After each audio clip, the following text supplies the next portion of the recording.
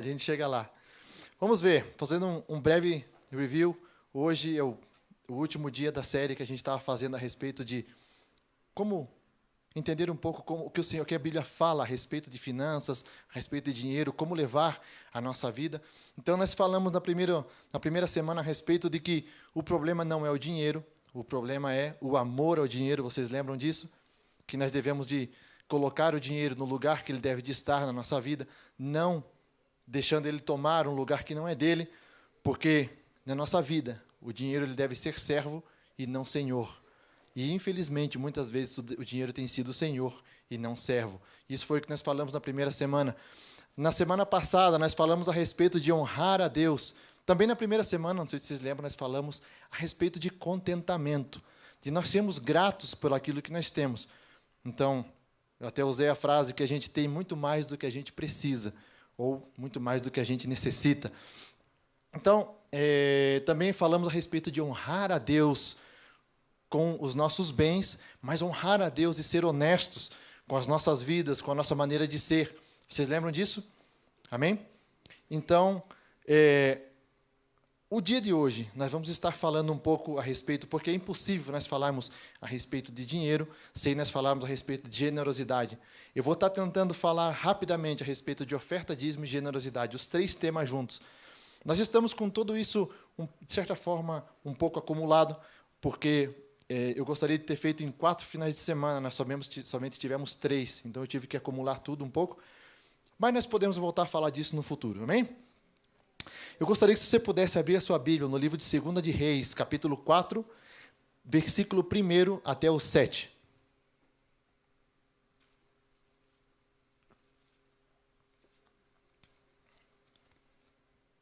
Livro de 1 de Reis, 2 de Reis, perdão, 2 de Reis, 4, 1 ao 7. A palavra diz assim: certa mulher, viúva de um dos discípulos dos profetas, clamou a Eliseu, dizendo: o meu marido, o seu servo, está morto. E o Senhor sabe que esse seu servo temia o Senhor Deus. Mas veio o credor para levar os meus 2 filhos como escravos. Eliseu perguntou à mulher: o que eu posso fazer por você? Diga-me o que é que você tem em casa. Ela respondeu: esta sua serva não tem nada em casa, a não ser um jarro de azeite. Então Eliseu disse: vá, peça emprestada vasilhas a todos os seus vizinhos, vasilhas vazias, muitas vasilhas. Depois, entre em casa, feche a porta atrás de você e dos seus filhos, e derrame o azeite em todas aquelas vasilhas. Ponha à parte os que forem ficando cheias. A mulher foi embora dali e fechou a porta atrás de si e dos seus filhos. Estes lhe passavam as vasilhas e ela as enchia. Quando todas estavam cheias, ela disse a um dos filhos: traga-me mais uma vasilha. Mas ele respondeu: não há mais vasilha nenhuma. E o azeite parou.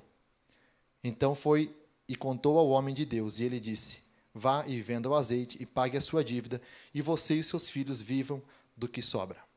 Amém? A maioria de nós conhecemos essa história, não quero entrar muito no contexto, mas uma informação que, de repente, para você é importante. Eu gostaria de começar aqui pelo top, onde diz assim: a mulher chega a Eliseu e diz para ele: o meu marido, o seu servo, o que cuidava de você. Existem alguns estudiosos, meus irmãos, que creem que essa mulher, essa viúva, ela é a esposa de Obadias. Lá no livro de 1 de Reis, capítulo 18, ia falar 18 agora, lá no capítulo 18, se você quiser depois dar uma lida lá, é uma passagem bastante bonita, fala a respeito de um homem, que ele cuidou dos profetas, quando os profetas estavam sendo perseguidos pelo rei Acabe.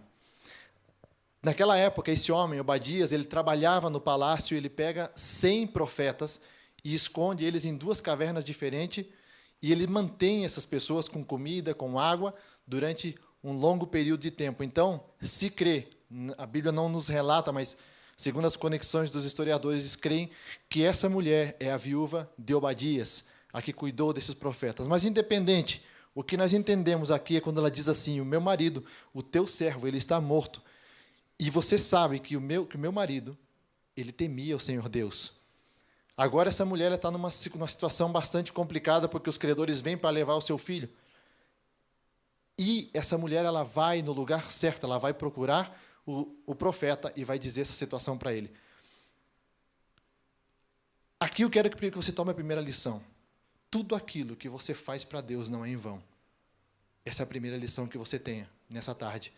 Tudo aquilo que você oferta para Deus, e eu não estou falando... Atenção, quero que você tenha isso em mente. Cada vez que eu falar a palavra oferta, a oferta está diretamente ligada com dinheiro na nossa mente, mas eu não estou falando somente de dinheiro, tá bem?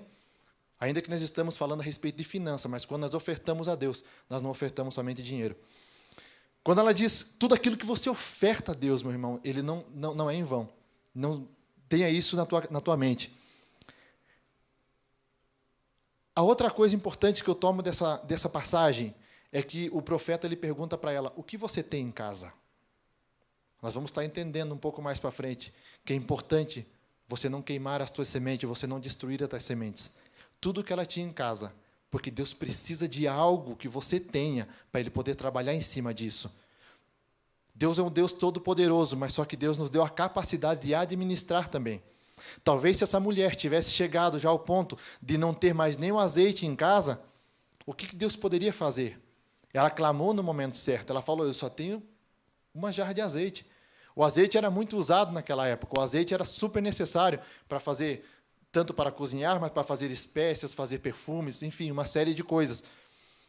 Então, Deus faz o milagre em cima daquilo, e o azeite era super caro também. Então, Deus trabalha em cima daquilo que a mulher tem. Isso é importante, nós temos também em mente isso. A história nós já conhecemos. Eu só gostaria de começar na nossa palavra de hoje, através dessa mensagem, que você pudesse entender que tudo aquilo que você faz para Deus não é em vão. Nós poderíamos ficar somente aqui e nos adentrar somente nessa palavra, mas eu quero ir um pouco mais à frente. Eu prometi para vocês que eu ia falar um pouco a respeito de dízimo e um pouco a respeito de oferta, e vamos estar terminando com generosidade. Aqueles que pensam, aqueles que creem que o dízimo ele não é algo relacionado com o Novo Testamento, depois da vinda de Jesus, eu gostaria de te animar a você participar do nosso estudo online quarta-feira, porque ali nós vamos entrar em profundidade. Eu quero mostrar para vocês que no Novo Testamento, o Novo Testamento fala a respeito do dízimo e tudo isso. Agora, a pergunta que todo mundo faz, a pergunta que faz muita discussão nas igrejas, o dízimo é obrigatório? Não, o dízimo não é obrigatório. O dízimo deve de ser uma demonstração de gratidão. E pronto. Assim como não é obrigatório você servir a Deus, assim como não é obrigatório você amar o teu irmão, assim como não é obrigatório você fazer uma série de coisas, mas depois você não reclame das consequências daquilo que pode te trazer. Por quê? Existe um ditado popular. Não adianta você querer colher fruta se você não semeia fruta, se você semeia outra coisa. Certo? Não existe obrigação. Deus nos amou de maneira incondicional, Ele colocou seu amor de maneira grátis para nós todos, certo? Você pega ou você rejeita. Tome como você quiser. Você é obrigado a fazer? Não. Mas, se você não toma, você está rejeitando. Entendendo um pouco o dízimo, para que era necessário o dízimo na época do Antigo Testamento? Na época do Antigo Testamento existia o povo, e dentro das 12 tribos existia uma tribo, que era a tribo que ia servir a todas as demais, levantando o templo, levando a Arca da Aliança, cuidando de todos os afazeres do templo que fosse necessário, tocando, fazendo todo o trabalho que era necessário para aquilo. E essa tribo em concreto, a tribo de Levi, ela não ia ter herança. A palavra do Senhor disse que eles não iam ter herança. Muitos de nós já sabemos disso, só estou tentando dar uma esclarecida. Então foi estabelecido que de todas as tribos, tirassem cada um deles das primícias, da melhor parte que eles tinham, tirassem 10% para destinar a essa tribo, para que eles pudessem sobreviver, tanto eles como as suas famílias. Mas aqueles que perguntam, de onde vem os 10%? Vem da palavra dízimo, que do grego quer dizer 10%, tanto do grego como do hebraico, quer dizer 10%. Uma 10ª parte de algo. Então, Era só 10% que existia naquela época? A resposta é não. Se você muitas vezes hoje, ou existe alguém que reclama que nós temos que dar 10% daquilo que nós ganhamos para Deus, eu escutei uma frase essa semana que uma pessoa disse assim, nós não temos que dar 10%, nós temos que dar tudo. Tudo, não é só o dinheiro, nós temos que dar a nossa vida, nós temos que dar o nosso coração, nós temos que dar o nosso tempo. Então, não é só 10%, é 100%. Agora, Deus nos tem dado muito mais do que nós precisamos e merecemos. Amém? Todos creem nisso? Eu sou grato a Deus por tudo aquilo que eu tenho recebido dele. Então, nós temos uma obrigação de dar 10%? Não. O povo de Israel tinha 10%? Não. O povo de Israel tinha um total de 23% a cada ano para devolver para o Senhor. Porque eram 3 tipos de dízimos diferentes. Nós não estamos falando de oferta nesse momento, é simplesmente os dízimos. Eram aquilo que eram estabelecidos. O primeiro dízimo era o parecido que nós conhecemos agora, que era para manter a casa do Senhor e manter a tribo de Levi. Depois existia um segundo, porque era feita uma festa a cada 7 anos. Uma festa a cada 7 anos que era comemorada, então era tirado todo ano uma porcentagem para poder entregar e guardar para essa festa. E também existia um terceiro dízimo que era entregado para as viúvas e para os órfãos e também para os levitas, porque eles não tinham herança, vocês lembram disso? Então, nisso daria um total, durante esses 7 anos, numa média de 23% de todo aquilo que eles ganhavam. Amém? Entendido essa parte? Abraão ele foi o primeiro homem a dizimar. Ele dizimou sem ter o mandato, sem ter algo escrito, sem ninguém dizer nada. Ele entendeu no seu coração que Deus, o Jeová Jireh, o Jeová que provê, aquele que é o provedor, ele entendeu isso e ele resolveu. Quando ele teve 10%, ele pegou em uma luta, aí ele pegou aqueles 10% e entregou o melhor do que ele tinha a Deus. Essa história, você pode entender ela melhor lá em Números 18, você pode ler um pouco mais a respeito de dízimo, se você quiser, em Deuteronômio 14. O dízimo era algo que nós entendemos que era para a manutenção da casa do Senhor. Mas logo tinha as ofertas. Para que eram usadas as ofertas? As ofertas nada mais eram que, de certa forma, não era simplesmente para manter a casa do Senhor, mas elas vinham para abrir as portas na vida de uma pessoa, mas, sobretudo, demonstravam a sua gratidão, a gratidão de uma pessoa a Deus, porque ele estava ofertando algo que não era requerido. Ou seja, ele estava indo além daquilo que era o normal. Agora, o interessante uma das partes interessantes, todo mundo pensa que o top, o limite para o dízimo é o 10%. Eu gostaria que você começasse, de repente, mudar a tua forma de pensar com relação à Bíblia. Que a Bíblia, cada vez que ela estabelece algo, um valor ou um parâmetro, Deus não está estabelecendo o máximo. Deus está colocando o mínimo. É importante você entender isso. E eu não estou falando só de dinheiro. Em tudo. Quando Deus estabelece um mínimo, é para você partir dali. Vou dar um exemplo para você. O que Jesus fez quando ele veio a essa terra? Ele diz assim: vocês acham que adultério é você se deitar com a mulher do teu irmão? Eu, porém, vos digo, aquele que simplesmente olhar e desejar no seu coração já está pecando. Ele subiu o estándar. Ele mudou essa medida. A palavra do Senhor também fala isso. Nós vemos que Deus nos diz para quê? Que nós sejamos meio santos. Aí, faz o que tu puder. Não, ele diz assim, eu quero que você seja santo, daqui para cima, dá o teu melhor. Nós temos que começar a entender isso, que nós não servimos a um Deus meia boca, nós servimos o Deus criador de todas as coisas, ainda que muitos podem duvidar disso, nós servimos ao Deus que criou todas as coisas somente com a sua palavra, eu creio nisso.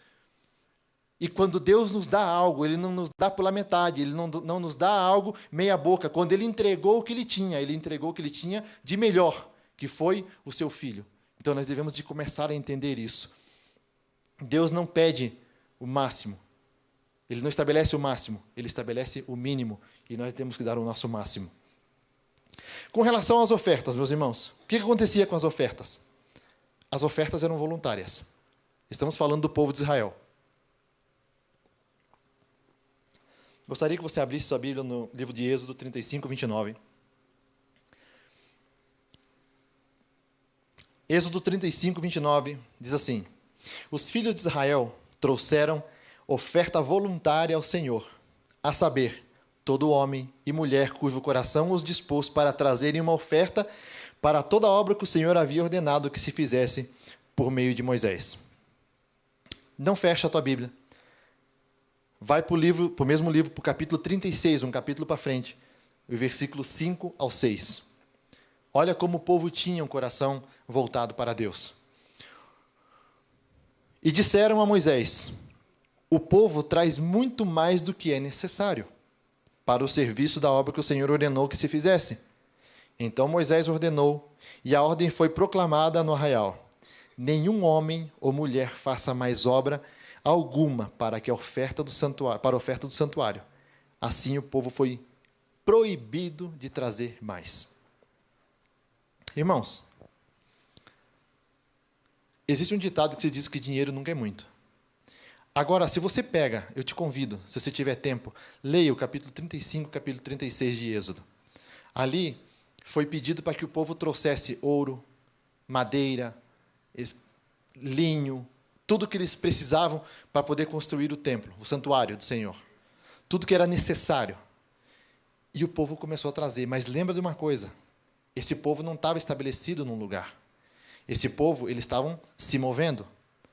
Certo? E eles deram aquilo que eles tinham. A Bíblia conta que as mulheres tiraram os seus brincos, ia falar pendentes, tiraram os seus brincos, colares, anéis, e o povo começou a trazer, a ofertar para Deus, porque não era para Moisés, não era para o homem, eles estavam ofertando para Deus. Até chegar o momento do pessoal que era o responsável pelo negócio, nós acabamos de lhe dizer: ei, Moisés, pede para o povo parar aí, porque já tem mais do que a gente não precisa de mais. Tem mais do que é necessário. Sabe o que demonstra isso para mim? Coração grato. Esse deve de ser o nosso pensamento. A gratidão a Deus. E aqui nós não estamos falando de valores. Nós não estamos falando de quantidade. Nós vimos isso. Jesus deixou esse exemplo. Quando ele conta que ele está lá no templo, nós falamos a respeito disso semana passada, ele está no templo, ele está olhando, só olhando quem está ofertando. E vêm lá os grandes e colocam os fariseus, né, grandes montantes de dinheiro, e colocam lá. E de repente vem a viúva e coloca algo. Uma moedinha. Tim. Acho que só não fez aquele barulho de tim, tim, tim, tim, tim, tim, tim, tim, porque já os fariseus já tinham colocado, já estava cheio já. E aí Jesus fala assim, ó: essa mulher foi a que mais ofertou, porque ela deu tudo o que ela tinha. Não se trata da quantidade. Não se trata se é tudo que você tem. Ninguém está pedindo para você dar tudo que você tem em dinheiro. Nós simplesmente estamos tentando fazer você entender que tudo aquilo que você faça, que faça pela motivação correta. Espero que os dois primeiros cultos, as primeiras duas palavras que nós tivemos, já tenham te dado uma ideia de como fazer isso. Lá em 1 Crônicas, capítulo 29 e versículo 9. Continuando falando a respeito de oferta, diz assim: o povo se alegrou com tudo que se fez voluntariamente, porque de coração íntegro fizeram ofertas voluntárias ao Senhor. Também o rei Davi se alegrou com grande júbilo. Lê essa passagem, se você tiver tempo. Vai lá no livro de 1 Crônicas e lê essa passagem lá no capítulo 29. Irmãos, você começa a ver a maneira como que o povo trouxe, como que eles trouxeram as ofertas ao Senhor de gratidão a Ele. É esse tipo de coisa que o Senhor está precisando. Eu quero deixar uma coisa bem clara aqui: a nossa igreja ela não está passando por dificuldade financeira, não é isso. Nós temos muitos projetos para fazer? Sim. Queremos continuar e aumentar, ampliar o trabalho que nós estamos fazendo com os missionários? Sim. Essa é a nossa ideia. Nós queremos ampliar o que nós estamos fazendo. Nós não estamos pedindo aqui para que eu venha viver melhor. Nós estamos pedindo aqui para fazer outra coisa a não ser investir na obra do Senhor. Se nós quiséssemos, nós poderíamos sair deste local aqui, quem sabe alugar um outro local, fazer alguma outra, vamos chamar de espetáculo, fazer algo diferente. Mas a mesma coisa que nós vamos, agora não é a nossa prioridade, porque a mesma coisa, a mesma forma que nós vamos cultuar a Deus em outro local, nós podemos cultuar aqui. Mas só que sabe qual é a diferença? A diferença é que se nós cultuamos a Deus aqui neste lugar, falando financeiramente, para nós sai muito mais barato. E nós podemos usar melhor esse recurso e investir em outro lugar. Essa é a nossa prioridade, essa é a visão da igreja, essa é a visão da diretoria dessa igreja. Nós não estamos visando somente aqui a nossa comunidade, nós estamos tentando ampliar e fazer algo no reino do Senhor. É suficiente o que nós temos feito? Não, nunca é suficiente, porque, voltamos a falar o que eu disse no começo, Deus deu tudo e deu o melhor que Ele tinha, então nós também estamos fazendo. Ano que vem nós vamos estar falando um pouco mais e deixando vocês entenderem, nós estamos pedindo para os missionários mandarem material para a gente poder estar compartilhando para vocês verem a obra que está sendo feita. Nós temos conversado com eles, nós temos visto o que eles estão fazendo. Mas só que é suficiente, meus irmãos? Não, mas nós estamos fazendo algo, eu quero que você entenda isso. Nós não estamos aqui fazendo fortunas e amontoando dinheiro, não, nós estamos pegando tudo que vem e nós estamos investindo na obra do Senhor de volta. Nós não queremos nada para nós, eu quero que você tenha isso em mente. Então, eu não estou aqui falando esses 3 finais de semana a respeito de finanças, por causa que eu quero te convencer você a dar mais dinheiro na igreja. Não é isso. Eu simplesmente quero que, se você faça, que você faça da maneira correta. Por quê? Porque nós vimos semana passada, nós falamos a respeito disso, de que o povo estava ofertando na casa do Senhor, eles estavam fazendo, e o que Deus disse para eles? Eu não aceito a oferta de vocês. Então, se nós vamos fazer, que nós façamos da maneira correta, que Deus possa aceitar a nossa oferta. Amém? Amém. Que bom que vocês estão comigo. Irmãos,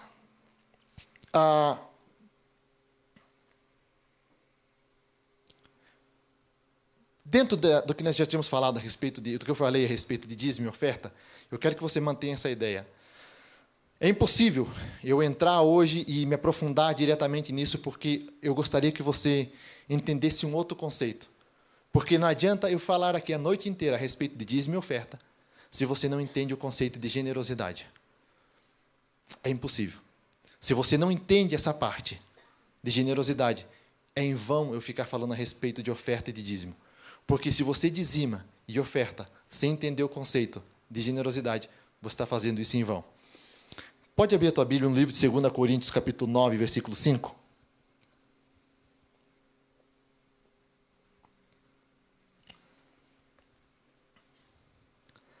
Aqui é Paulo falando à igreja de Coríntios. Ele diz assim: portanto, julguei necessário recomendar aos irmãos que me precedessem na visita a vocês e preparassem de antemão a oferta que vocês prometeram, para que esteja pronta, com expressão da generosidade e não de avareza. Eu vou confessar para vocês que quando eu estava lendo por primeira vez, dava uma impressão como quem diz assim: Paulo está preocupado com o dinheiro. Como quem diz assim: eu vou primeiro, antes de eu ir aí, eu vou mandar o meu pessoal, a minha comitiva, para pegar já a oferta, para garantir que está tudo certo. Aparecendo aqueles pregador de alguns países aí que se chama Brasil. Não, alguns pregadores que, quando vão para uma certa igreja, ele tem um cachê mínimo para poder pregar, ele precisa ficar em tal hotel, ele precisa disso, daquilo, aquele outro, enfim, coloca toda uma série de coisas. Não dá a impressão, quando a gente lê isso, que é isso? Quando a gente lê essa passagem, não parece que Paulo está dizendo assim: ó, estou mandando minha comitiva, para ver se todos os meus livros que foram enviados vocês já venderam, se a oferta que nós combinamos, se o alojamento que eu pedi está tudo certo, para mim poder ir. Mas daí eu comecei a olhar um pouco mais em profundidade e vi que diz: eu enviaria alguém que me precedesse na minha visita e preparassem de antemão a oferta. Uma oferta que eles já sabiam, porque Paulo manda uma carta dizendo de algo que eles já sabiam, e pedindo para que ela esteja pronta como expressão de generosidade e não de avareza. Eu falei, aqui tem coisa diferente. Expressão de como que uma oferta pode ser uma expressão de avareza. Isso me chamou a atenção. Aí eu comecei a entender, meus irmãos, que uma pessoa, ela pode ser avarenta, mesmo dando uma oferta. O que esses homens, ou mesmo dando algo, não precisamente somente falar a respeito de oferta. Mesmo que uma pessoa dê algo, ela pode ser uma pessoa avarenta. Posso dar um exemplo? Nós acabamos de falar a respeito dos fariseus. Você acha que o fariseu era generoso quando ele estava dando aquela oferta?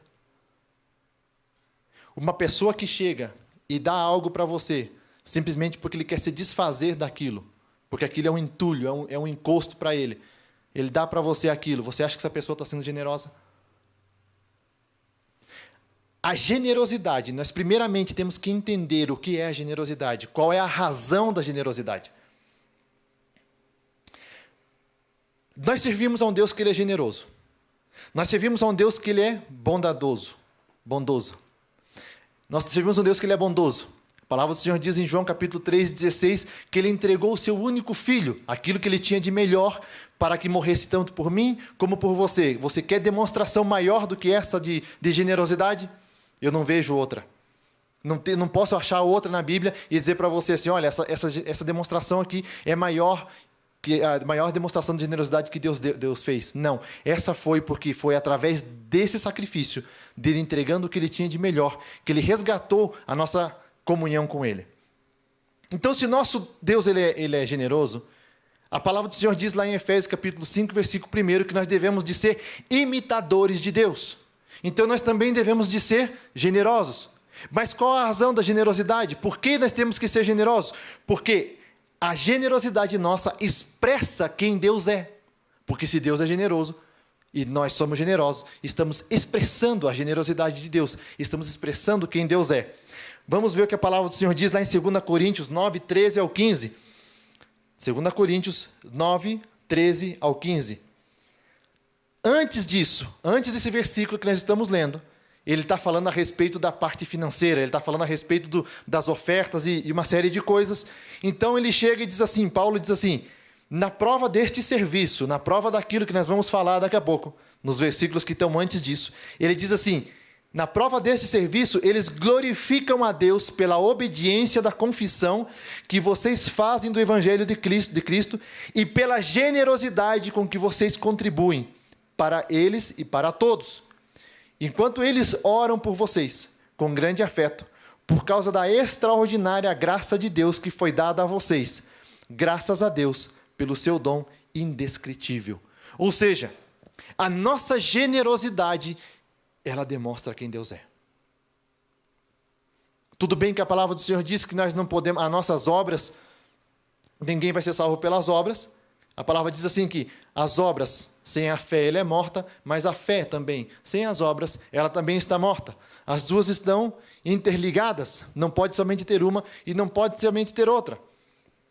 Mas a nossa generosidade, ela demonstra quem Deus é. Agora, quando a gente fala de generosidade, não me responda, simplesmente eu quero que você raciocine. O que vem na tua mente? É a primeira coisa que vem na minha mente quando eu falo generosidade. Ou era, a primeira coisa que vem na minha mente era finança. Era ajudar alguém. Mas a generosidade, ela vai além do dinheiro. A generosidade, e é isso que é importante que você entenda, a generosidade, ela vai além, não é somente a respeito de dinheiro. Nós não estamos falando somente a respeito de dar dinheiro para alguém ou de ajudar uma pessoa. A generosidade é aquele milagre que você passou, aquela situação que você viveu e você pode compartilhar com alguém. A generosidade é quando você dedica tempo a uma outra pessoa. A generosidade é quando você vê o teu irmão passando por uma situação difícil e você está do lado dele. E você dedica tempo fazendo aquilo que nós falamos tempos atrás, comprando a briga dele, intercedendo por ele também. A generosidade é quando você se coloca ao lado de alguém e dedica o seu tempo, quando você dedica mais do que isso, você dedica o teu coração a essa pessoa. Sabe por quê? Porque nós não servimos a um Deus avarento. Nós não servimos a um Deus egoísta, que somente pensa nele. E nós acabamos de ler, acabamos de falar a respeito disso. Deus quer que nós sejamos seus imitadores. Quando você pensa somente em você, quando eu penso somente em mim, Deus não se agrada disso. Então, a generosidade não é vir na igreja e simplesmente dar uma oferta. A generosidade não é parar num semáforo e ajudar alguém. A generosidade vai muito mais além disso. Há tempos atrás, eu conversei com um irmão aqui da igreja, e essa pessoa me disse assim: eu tenho dentro do meu veículo garrafas d'água junto comigo, para muitas vezes dar para essas pessoas que estão no semáforo, que estão lá nesse sol quente. Era verão quando eu conversei com ele. Ele disse assim: eu tenho dentro comigo para mim poder dar para essas pessoas. Eu falei: uau. Sendo que muitas vezes a gente critica. Mas essa pessoa falou: não, eu tenho junto comigo a água ali para poder dar, porque muitas vezes a gente vê que essas pessoas estão lá, já tem mais do que suficiente de problema, a gente pode ajudar de alguma forma. Isso se chama generosidade. Por que ser generoso? Nós já entendemos a razão da generosidade, certo? Fica com esse critério aí. Mas nós servimos a um Deus, o nosso Deus, Ele é recíproco. Da mesma maneira que você serve a Ele, Ele te responde. Não na mesma quantidade, não na mesma potência, porque Ele sempre nos dá mais do que nós fazemos. Eu sempre digo que a justiça de Deus, por favor, não me mal interprete, a justiça de Deus ela é injusta, porque se Ele fosse dar o que nós realmente merecíamos, nós estávamos numa situação bastante complicada, mas Ele nos dá sempre muito mais do que nós precisamos e merecemos. Então, se nós servimos a um Deus que Ele é recíproco, você pode abrir a tua Bíblia no livro de Salmos, capítulo 18, Salmo número 18 e versos 25 ao 26. Vamos entender um pouquinho esse conceito? Vamos ver o que a Bíblia fala a respeito disso, para você ver que não é só eu aqui falando ladainha. Salmo 18, 25 ao 26, a palavra diz assim: para com quem é fiel, fiel te mostras. Com o íntegro, também íntegro. Com o puro, puro te mostra. Com o perverso, inflexível. Se você se mostra, se você é honesto perante Deus, Deus vai ser honesto contigo. Da mesma maneira que você julgar, você vai ser julgado. Agora, se você é avarento, Deus não vai ser avarento contigo. Ele vai te resistir. Simplesmente isso. Porque Deus não é avarento. Essa é a diferença. Se você é puro com Ele, Ele é puro contigo. Se você é justo, Ele vai ser justo contigo. Se você perdoa o teu irmão, Ele vai te perdoar. É assim que diz a palavra. Não adianta você querer chegar a pedir perdão perante Deus, sendo que você não perdoa o teu irmão. De nada serve. Vocês lembram dessa parábola? Nós já falamos a respeito dela, certo? Não vou voltar. Mas, da mesma maneira, da mesma forma que você vai medir, você vai ser medido. Agora, se você é avarento, Deus te resiste, porque Ele não é avarento. Ele dá o melhor que Ele tem. A palavra de Deus diz, no livro de Lucas: dai e vos será dado uma medida sacudida, transbordante, prensada, sacudida e transbordante, porque com a medida com que tiverem medido vocês, serão medidos também. E isso é um caminho de duas voltas. Da mesma forma que você medir, você vai ser medido. Dai e vos será dado. Se nós entendemos o conceito de generosidade e somos generosos, então nós vamos começar a ver o fluir de Deus. Porque agora eu quero entrar no conceito. A palavra do Senhor nos diz muito a respeito das bênçãos do Senhor, que elas virão e nos alcançarão. A palavra fala muito a respeito de que nós seremos prósperos, fala muito a respeito da prosperidade de Deus. Mas não parece que existe algo contraditório aqui, quando diz que nós devemos ter contentamento com aquilo que nós temos e não nos preocupar com o dia de amanhã, mas de repente fala também algo a respeito da abundância de Deus sobre as nossas vidas? Qual o propósito seria dessa abundância? E por que muitos de nós não temos vivido essa abundância? Nós temos que encontrar um equilíbrio entre a generosidade e o contentamento. Entre a abundância de Deus e o nosso contentamento. Nós temos que encontrar esse equilíbrio. Como eu falei antes, não é somente dinheiro que nós temos que dar. Veja o que a palavra do Senhor diz em 2 Coríntios, capítulo 1, versículo 4. É Ele quem nos consola em toda a nossa tribulação. Para que, ou seja, uma razão. Pela consolação que nós mesmos recebemos de Deus, possamos consolar os que estiverem em qualquer espécie de tribulação. Deus quer que nós começamos a compartilhar aquilo que nós temos. Ah, mas eu não tenho muito. Aquilo que você tem, Deus quer que você comece a compartilhar. Aquilo que você tem vivido, o Senhor quer que você comece a compartilhar. De repente, você começa a ver uma pessoa passando por uma situação difícil na sua vida. Compartilhe aquilo que você viveu, aquilo que você conhece, aquilo que você sabe. Deus não fez milagres na tua vida, Deus não fez o que Ele tem feito na tua vida. Ele não tem te prosperado da maneira que Ele tem te prosperado, para que você fique com você somente isso. Eu escutei uma frase essa semana que dizia assim, a pessoa dizia: Deus não quer que nós sejamos represa, Deus quer que nós sejamos um rio. O crente represa, a pessoa represa é aquele que, você sabe o que é represa, né? É aquele que para com tudo. O que a água acontece na represa? Ela chega e para. No rio, a água vem e segue. Vem e segue. Esse é o propósito da generosidade. Para que tudo aquilo que você tenha, você passe para frente. Porque se você faz isso, você entende que você não é dono de nada. Você entende que nada do que você tem é teu. Se você não tem controle nem sequer na tua própria vida, como que você pode pensar que você tem controle de tudo? Nós não temos controle de tudo. Nós simplesmente somos mordomos daquilo que o Senhor nos tem dado. Agora a pergunta é: que classe de mordomo você tem sido? Como você tem administrado aquilo que Deus tem te dado? E eu não estou falando só das finanças, eu estou falando da tua saúde, eu estou falando do teu casamento, eu estou falando dos teus filhos, eu estou falando da tua família em geral, eu estou falando da tua casa, de todos os recursos que Deus tem te dado, como você tem administrado isso? 2 semanas atrás eu falava com meu pai, e precisamente a respeito disso. Se nós não cuidamos, vamos falar de saúde agora, se nós não cuidamos da nossa saúde, do nosso estilo de vida, não adianta depois, quando a gente ficar lá numa certa idade, ou nós começamos a passar por algum problema devido ao tipo de estilo de vida que eu levei, não adianta você querer reclamar com Deus. Deus ele pode ser misericordioso e nos curar, claro que sim.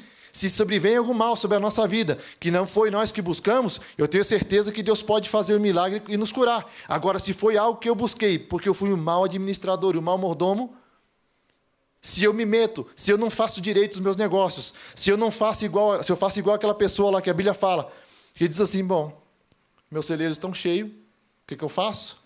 Destruo esses, construo uns maiores, e depois digo para minha alma: descansa, te farta, porque tens mais que suficiente. O que a palavra chama ele? Louco eres. Porque se hoje pedirem a tua alma, o que você tem para dar em troca? O que a palavra do Senhor está dizendo para aquele homem? É a riqueza que eu estou te dando. O que eu estou te dando aqui não é para você reter para você. Não é só para você.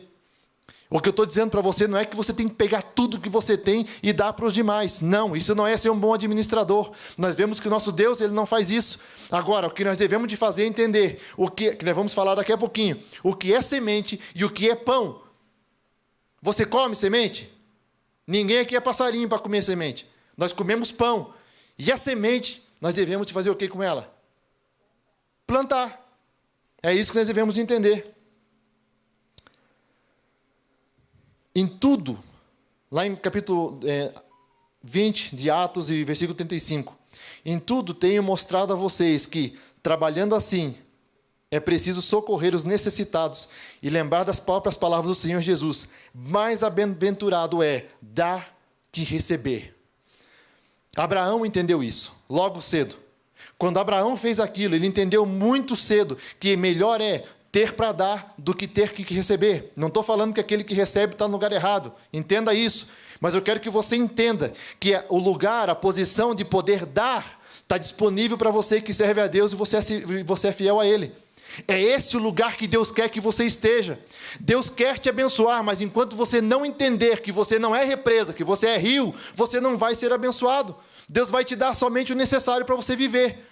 Por quê? Porque se Ele der mais do que você precisa, você não vai passar para frente, você vai reter, e o dinheiro vai ser senhor na tua vida. Você está entendendo agora as 3 mensagens? Está conseguindo colocar o quebra-cabeça no lugar? Essa é a posição nossa. Gente, eu tenho visto, eu tenho vivido e conheço pessoas com isso. A minha situação, vocês conhecem desde que eu me mudei para cá. Eu falei para vocês que ia contar um pedacinho do que eu estava passando. Desde que eu me mudei para cá, vocês lembram, ano passado, vocês só conseguiam me ver algum domingo que outro. Vocês lembram disso? Eu fazia o melhor que eu tinha para poder vir, e muitas vezes chegava aqui e era 20 para as 6, 15 para as 6, mas eu dava o melhor que eu tinha e vinha todos os domingos que eu podia, porque eu precisava daquilo, mas eu trabalhava 7 dias por semana. Não porque eu queria ficar rico, não porque eu queria grandes montanhas de dinheiro, mas por necessidade. Porque depois que eu me mudei para cá, eu precisava manter a minha casa. O custo de vida, todo mundo sabe o custo de vida como é aqui nos Estados Unidos. Se vocês perguntarem quanto que eu tinha guardado e quanto que eu tenho guardado, não tenho nada guardado. Mas trabalhava, vou usar a palavra, como um animal. Porque era literalmente, eu estava confiando na força do meu braço. Deus moveu toda uma situação na minha vida antes de eu assumir essa igreja. E quando eu tomei a decisão de vir para cá, a minha situação financeira era, eu não tinha condição de parar de trabalhar, mas ou eu parava de trabalhar para poder fazer o que nós estamos fazendo agora, assumir a igreja, ou não tinha como. Então eu falei para Deus, Deus, eu não tenho outra coisa para te ofertar a não ser o meu tempo. Se existe algo que eu posso te ofertar, vai ser o meu tempo. E pronto. Eu trabalhava uma média de 16 horas por dia, 7 dias por semana. Agora vem a parte interessante. Em comparação ao ano passado, porque aí você pode pensar, né? Existe um pensamento errado, que as pessoas dizem, é pastor agora, está se forrando com o dinheiro da igreja. Não, muito pelo contrário. Irmãos, do ano passado, eu fui fazer no mês de setembro uma comparativa de quanto que eu tinha ganhado em todo o ano passado, no mês de setembro, e quanto que eu tinha ganhado esse ano, no mês de setembro do mesmo ano. Eu ganhei 20 mil, uma faixa de 20 mil dólares a menos do que eu tinha ganhado ano passado. Aí você pode perguntar para mim, então como é que você sobreviveu? Eu também não sei. Porque isso é o que eu chamo de prosperidade de Deus. Por quê? Porque Deus tem guardado. Como eu falei para vocês, eu ainda não tenho dinheiro guardado. Eu ainda não tenho, mas só que, como pode que trabalhando menos e fazendo uma quantidade bastante considerável, que nós não estamos falando de 2 mil, 3 mil dólares menos, em comparação ao ano anterior, esse ano, eu tenha vivido melhor do que eu vivi ano passado. Isso é milagre de Deus. Por quê? Todo mundo acredita na matemática ainda, que até onde eu sei, a matemática ela não falha. Se eu precisei de uma quantidade ano passado para viver, e eu não fiz nada novo esse ano, para dizer assim, ou tipo, que ano passado eu tinha dívidas que eu não tinha esse ano, não. Tudo continua igual. Mas esse ano eu fiz uma quantidade menor, quem me explica isso? Isso se chama prosperidade de Deus. Eu não tinha nada mais a dar para o Senhor a não ser o meu tempo. Eu falei, então, o que eu tenho, eu te entrego. E tenho procurado fazer isso da melhor maneira possível. Então é isso que eu quero que a igreja comece a entender. Não se trata de dinheiro, não se trata somente daquilo também, mas só que se você quer começar a viver a prosperidade de Deus na tua vida, você tem que entender o conceito de generosidade, do porquê que Deus vai te dar um recurso. Deixa eu te dar mais um exemplo. Eu amo dar esse exemplo. Todo mundo sabe que a economia da Europa, em comparação com a economia do Brasil, é muito melhor, certo? Eu tenho meu cunhado e minha cunhada, eles moraram na Espanha durante anos junto com a gente. Muitos anos. Conseguiram sobreviver. Chegou um determinado ano, eles decidiram voltar para o Brasil. Eles tinham morado, creio que, meu cunhado 10 ou 12 anos e minha cunhada 7 anos. E decidiram voltar para o Brasil. Quando eles voltaram para o Brasil, Deus abençoou eles de uma forma tão grande. E aqui eu quero que você entenda outra coisa. Deus não necessita da economia. Deus não necessita do país, da condição financeira do país para te abençoar. Deus fala para Isaac, ele diz assim, vai cavar poços no deserto. Hã? Como? O senhor lembra que deserto e água não se dão bem? Vai cavar poço no deserto e eu ali vou te abençoar. E a palavra do Senhor diz que ele foi próspero naquilo que ele fez. É como se Deus te mandasse vender areia na praia. Vai vender areia na praia. Senhor, você tem certeza? Não é milho para vender lá na praia? Um churros, uma coisa? Não. Vai vender. Então, Deus não necessita. Gente, a forma que Deus tem feito na vida do meu cunhado e da minha cunhada no Brasil é uma forma extraordinária. Nós que somos da família, nós conhecemos eles, nós temos visto a forma que eles têm o coração voltado para a obra do Senhor, e Deus tem prosperado a vida deles. Então é isso que nós devemos de começar a entender. Nós devemos de parar de pensar em nós mesmos e começar a pensar: Deus, aquilo que o Senhor tem me dado, o que eu posso fazer para ajudar meu próximo? Eu não tenho muito, mas aquilo que eu tenho, dentro da minha capacidade, eu vou começar a fazer algo. Se eu não tenho dinheiro, se eu não tenho condição financeira, eu vou começar a dedicar meu tempo a Ti, eu vou ofertar meu tempo a Ti. Você acha qual que é o mais importante para Deus? É o teu dinheiro ou é o teu tempo? O qual você consegue recuperar? Quantas histórias nós soubemos de pessoas que perderam tudo, que foram à bancarrota, que perderam tudo financeiramente, e depois, dentro de alguns anos, conseguiram se levantar e estar mais fortes do que eles estavam antes. Mas agora me mostra uma pessoa que ele conseguiu voltar no tempo e conseguir recuperar um tempo que ele perdeu. Deus está buscando aquilo que você tem de mais precioso, que é o teu tempo. Ele não está somente atrás do teu dinheiro. Ele não precisa do teu dinheiro, eu já falei isso para vocês. Eu servi numa igreja onde Deus levantou pessoas de fora da igreja, porque as pessoas dali não tinham condição de manter. Mas Deus levantou pessoas de fora, de outro país, para poder manter aquele lugar. De certa forma é o que nós estamos fazendo quando nós estamos ajudando os missionários. Nós desde aqui estamos mantendo pessoas em outros lugares para que a palavra do Senhor seja levada. Então, mais do que dinheiro, Deus não precisa disso. O que Deus quer é o teu tempo, o que Deus quer é a tua vida. Ele quer que você oferte aquilo que você tem de mais precioso a Ele. Não adianta você vir entregar o teu dízimo se você não entende esse conceito. Não adianta você ofertar se você não entende esse conceito.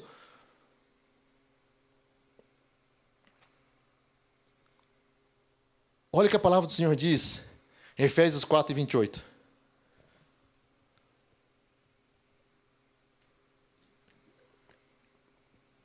Aquele que roubava, não roube mais.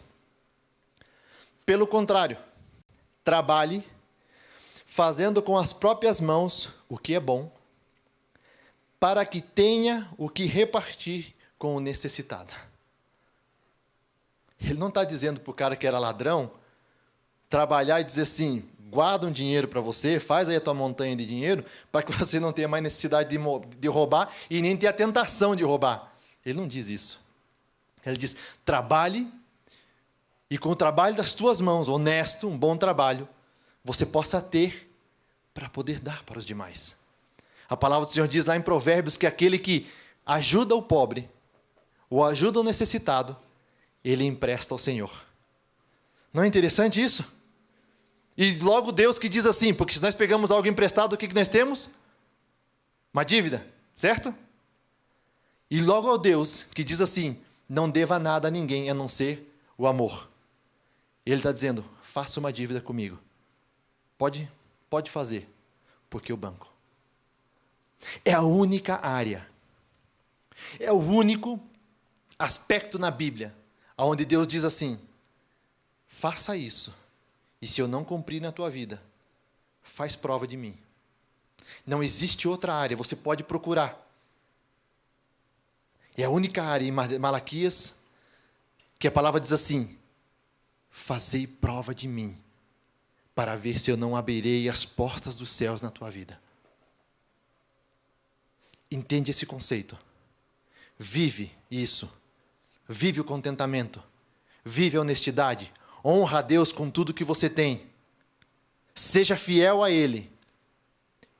Seja generoso.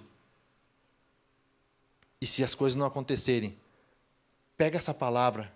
Não chega com arrogância diante de Deus, porque você não está falando com qualquer um, mas chega e diz: ó Deus, é a tua palavra, não é minha. Eu quero viver isso. Mas tenha certeza que daquilo que você está fazendo da maneira certa. Deus nos dá para repartir. Deus nos dá para que nós possamos dar aos demais. Para que nós possamos, prometo, 10 minutos. 2 Coríntios capítulo 9, versículos 7 ao 9. Aqui nós vamos falar a respeito da ampla suficiência de Deus. Cada um contribua segundo tiver proposto no coração, não com tristeza ou por necessidade, porque Deus ama quem dá com alegria. Deus pode tornar abundante em vocês toda a graça, a fim de que, eu gosto tanto quando ele bota a fim de que, ou para que já não está deixando claro o propósito, a fim de que, tendo sempre em tudo ampla suficiência, vocês sejam abundantes em toda a obra, como está escrito, distribuiu, deu aos pobres, a sua justiça permanece para sempre. Aqui eu quero rapidamente falar a respeito de o que é dar com alegria e não dar por necessidade. Existem duas necessidades que as pessoas muitas vezes olham. Muitas vezes as pessoas olham a necessidade do demais, ou a necessidade da igreja e dá, e a outra é dar com tristeza. O que é dar com tristeza? É quando você dá com medo de que alguma coisa venha passar mal para você, venha dar errado. Tem esse conceito na igreja, tem esse conceito que, se eu não ofertar, se eu não dizimar, as coisas vão dar errado para mim.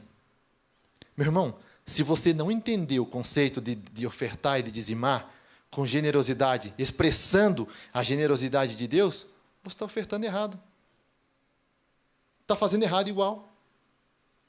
Então, eu prefiro aprender e fazer da maneira certa, porque essa é a preocupação minha com a igreja, que nós venhamos fazer de maneira certa, do que simplesmente fazer por medo. Não vale, não adianta. Então, dar com tristeza, não dê. E dar simplesmente porque você está vendo a necessidade de outro, não dê. Mas também se você está dando por causa da tua necessidade, que tu diz assim, Deus é um Deus que Ele é fiel, a palavra dele diz isso. O pastor está falando a respeito disso. Nós aprendemos a respeito disso. Então, se eu der, Ele vai me dar uma medida recalcada, sacudida e transbordante. Negócio. Vou fazer. Não faça pela tua necessidade e não faça pela necessidade dos demais. Mas faça para demonstrar a generosidade de Deus. Faça para demonstrar a grandeza dEle. A fim de que, para que em tudo nós tenhamos ampla suficiência. Esse é o propósito. No mesmo capítulo, versículo 10, nós vamos entender, porque muitas vezes, eu não sei vocês, muitas vezes, quando a gente fala a respeito de ofertar, a gente faz cálculo com o que a gente tem, e a gente que tem medo de faltar. Nós temos medo, se nós vamos ofertar, agora falando financeiramente, nós vamos ofertar algo na casa do Senhor, nós temos medo que venha faltar. Mas esse é o propósito, esse é o ponto. O que nós falamos na semana passada a respeito de Caim e de Abel? Um entregou as primícias, ou seja, o primeiro. Quantos aqui tiveram a oportunidade de ter o leite, aquele leite cru, quando é simplesmente tirado, que não foi processado? Quantos aqui tiveram? Olha, tem mais do que eu. Lá na minha casa, na casa da minha avó, o que ela fazia? Ela deixava aquele leite, o que acontecia? Subia e tirava o quê? A nata, né? No Brasil a gente tem esse ditado, é a nata, né, do negócio. Tirava a nata, tirava aquela parte de cima e guardava para fazer a nata, certo? Para Deus é algo parecido. Quando você recebe, você pega essa primícia. Foi o que Caim fez. Foi o que Abel fez, desculpa. Foi o que Abel fez, ele pegou a primícia e deu a Deus.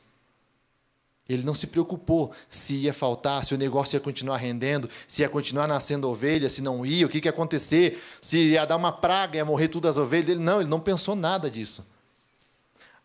A palavra do Senhor diz que Abel, em contrapartida, Caim, em contrapartida, o que ele faz?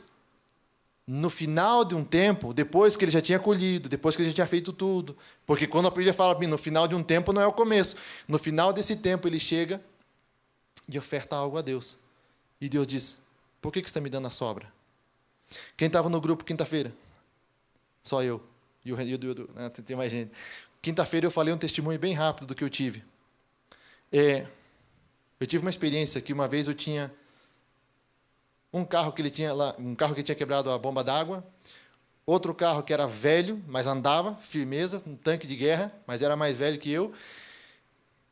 e um outro carro que eu tinha recém-comprado. E o pastor da minha igreja estava passando por uma necessidade que o carro dele fundiu o motor. Aí eu estou lá um dia dirigindo, trabalhando, e sentindo meu coração de ofertar um carro para a igreja, para o pastor. Eu sei que não veio de mim.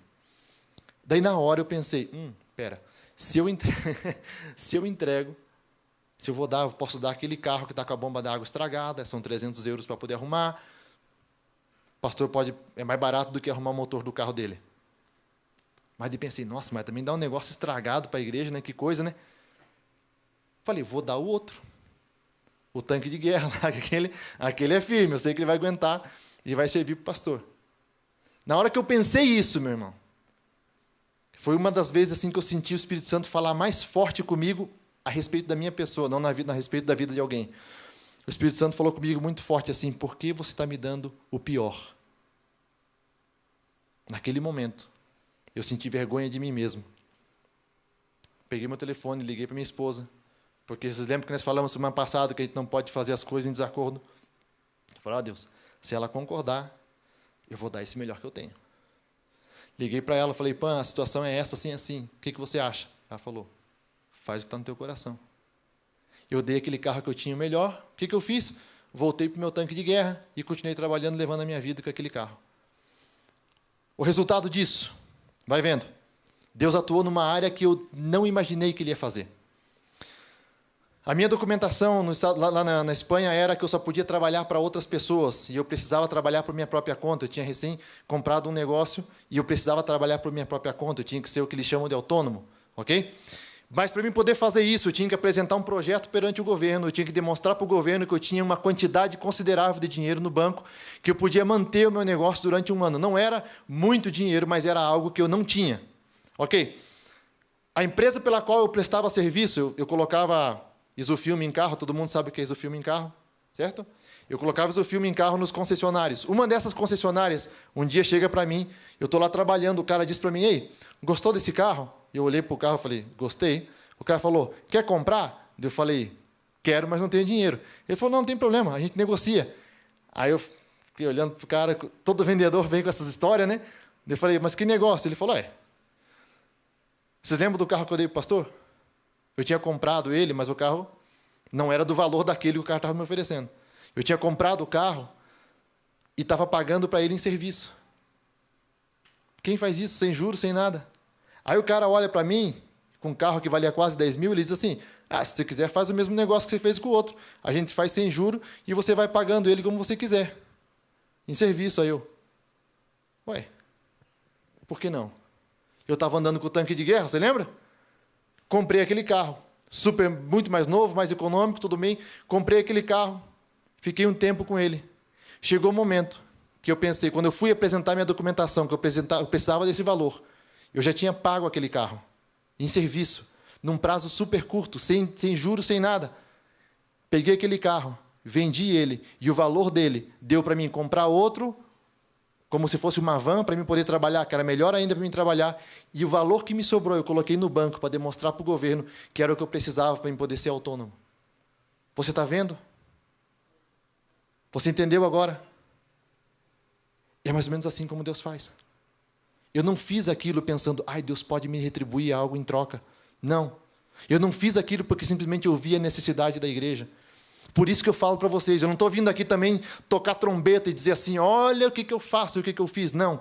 Eu simplesmente estou vindo aqui falar para vocês que se eu estou falando a respeito de algo aqui, se eu subo aqui em cima para poder falar algo a respeito da Bíblia, da palavra do Senhor, eu preciso ter vivido aquilo. Então eu estou falando, eu não estou vindo contar uma história simplesmente que a Bíblia conta. Não, eu estou vindo demonstrar para você que é possível. Eu prometi 10 minutos, falta 2. 2 Coríntios 9, 10 ao 11. Nós não podemos terminar sem falar a respeito disso. Se o grupo quiser, pode subir. Assim nós ganhamos tempo. 2 Coríntios 9, 10 e 11. É Deus que dá a semente ao que semeia e pão para alimento. Também suprirá e aumentará as sementes e multiplicará os frutos da justiça de vocês. Assim vocês serão enriquecidos em tudo, para toda generosidade, a qual, por meio de nós, resulta em orações de gratidão a Deus. Você entendeu? Aqui, rapidamente, a respeito da semente do pão. O pão vem da onde? Da mesma semente do trigo, certo?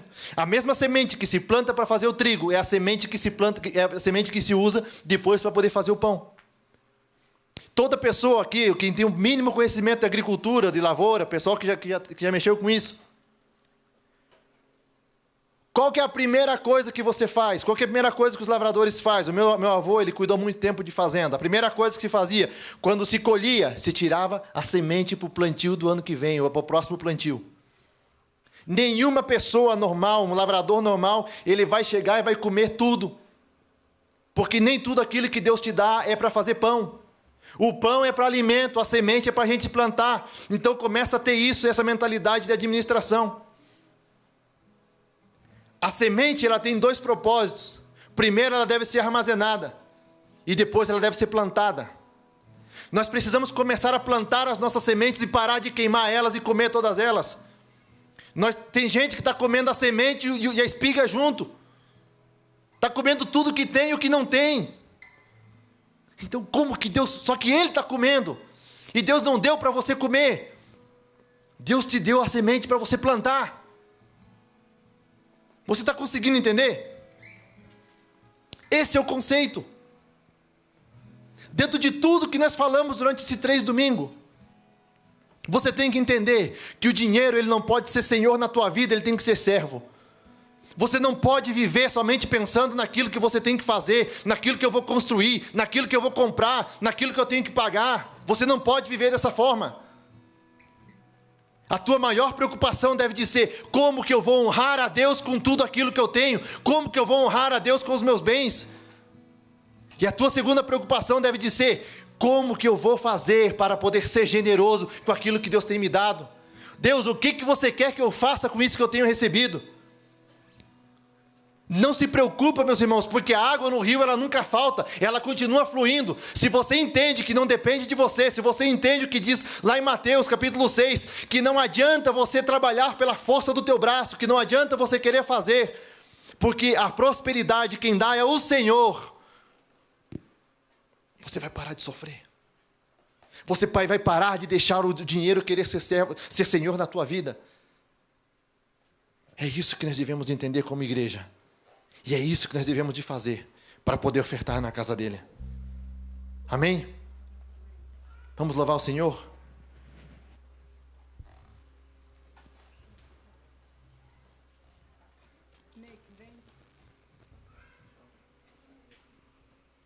Quem está vindo?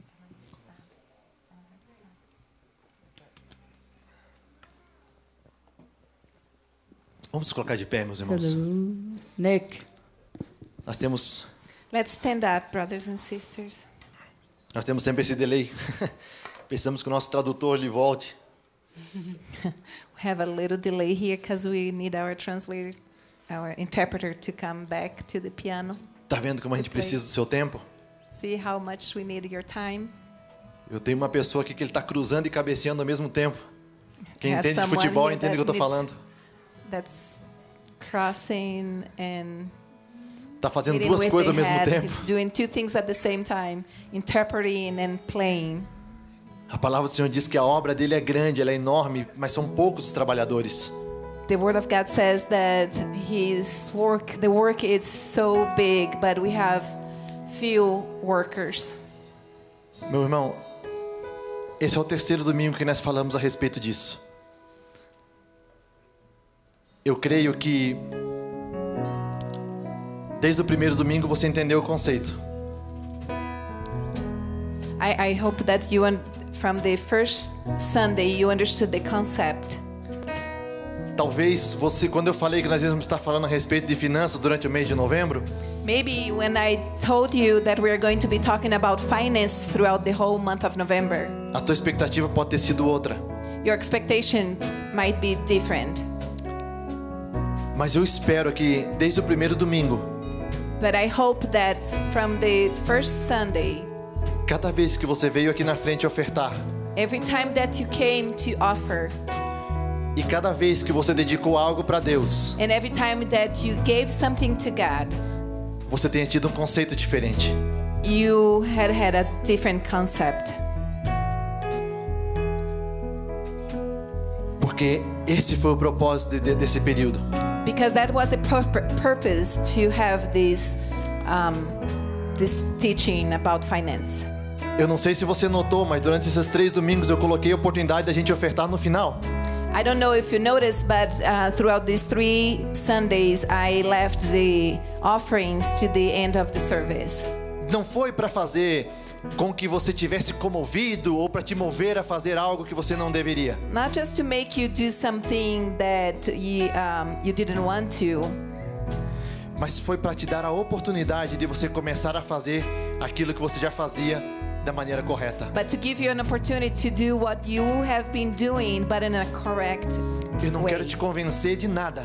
I don't want to convince you of anything, Eu simplesmente estou te mostrando pela Bíblia o but que I'm você deve only de fazer. showing you in the Bible how you should do. Amém? Amen? Se você quiser ofertar ao Senhor, você tem a oportunidade de fazer isso agora. Se você não for, oferta a tua adoração a Ele. Dentro daquele conceito que nós falamos. So if you want to, you can have this opportunity now to bring your tithes and offerings to God.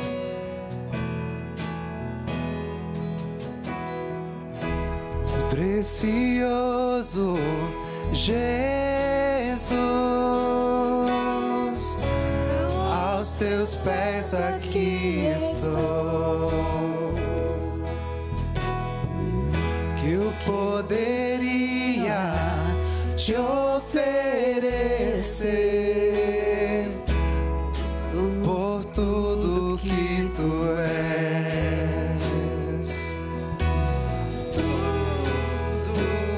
que tenho eu derramo aos teus pés. Não importa quanto custou, Jesus, teu valor é maior. Eu encontrei o meu tesouro, eu encontrei o bem mais precioso. Eu encontrei o meu tesouro, eu encontrei o bem mais precioso.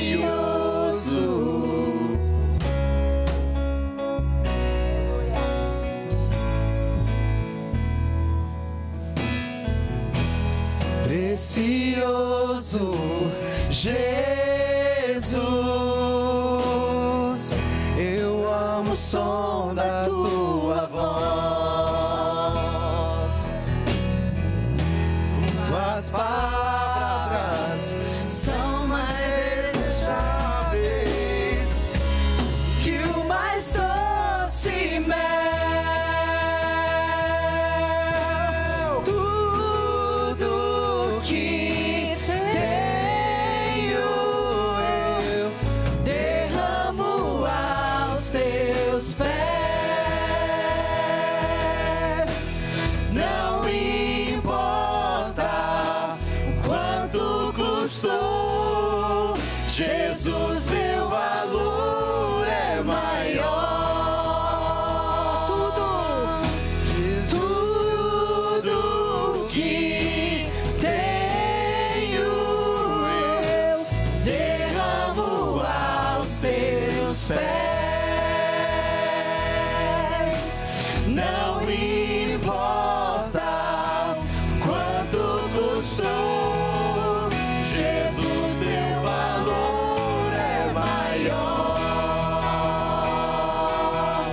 Jesus, teu valor é maior. Eu encontrei o meu tesouro,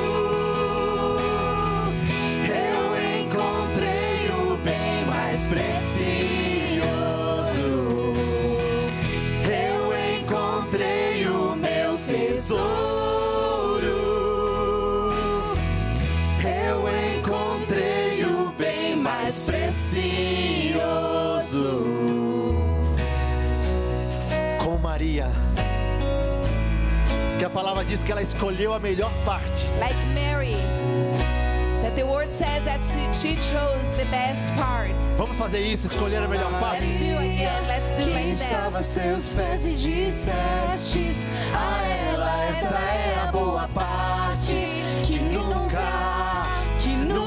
será tirada, como Maria, que estava a seus pés e dissestes a ela, essa é a boa parte que nunca será tirada, como Maria, que estava a seus pés e dissestes pra ela, essa é a boa parte que nunca será tirada, como Maria, que estava a seus pés e dissestes pra ela, esta é a boa parte que nunca será tirada. Eu encontrei o meu tesouro, eu encontrei o bem mais precioso, eu encontrei o meu tesouro, eu encontrei o bem mais precioso. Pai, em nome de Jesus, nós te agradecemos, Senhor. Father, in the name of Jesus, we thank you, Lord. Te agradecemos por esse tempo, por esse momento de falar a respeito da tua palavra. We thank you for this moment, this time that we shared your word. Espírito Santo, venha sobre nós, nos Holy- convencendo e mudando a nossa mente. Holy Spirit, come upon us, changing our minds.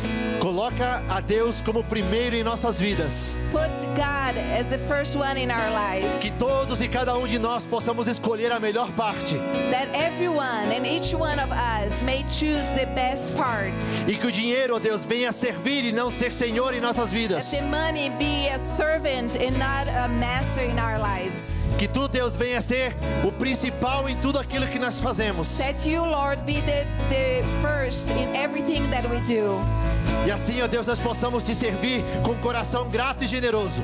So that we can serve you with a thankful and generous heart. Nós abençoamos, ó Deus, a cada um daqueles que têm ofertado e dizimado na tua casa. We want to bless those that have offered and bring their tithes to your house. Nós repreendemos, ó Deus, qualquer tipo de perca e de destruição na sua casa. We rebuke any loss or destruction in your house. E declaramos, segundo a tua palavra, uma medida sacudida, reboçante na vida de cada um.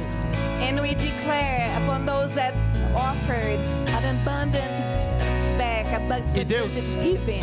fica conosco através do teu Santo Espírito durante essa semana. Stay with us through your Holy Spirit. Que nós throughout possamos this ser week. uma bênção aonde quer que nós vamos. And that we may be a blessing everywhere we go.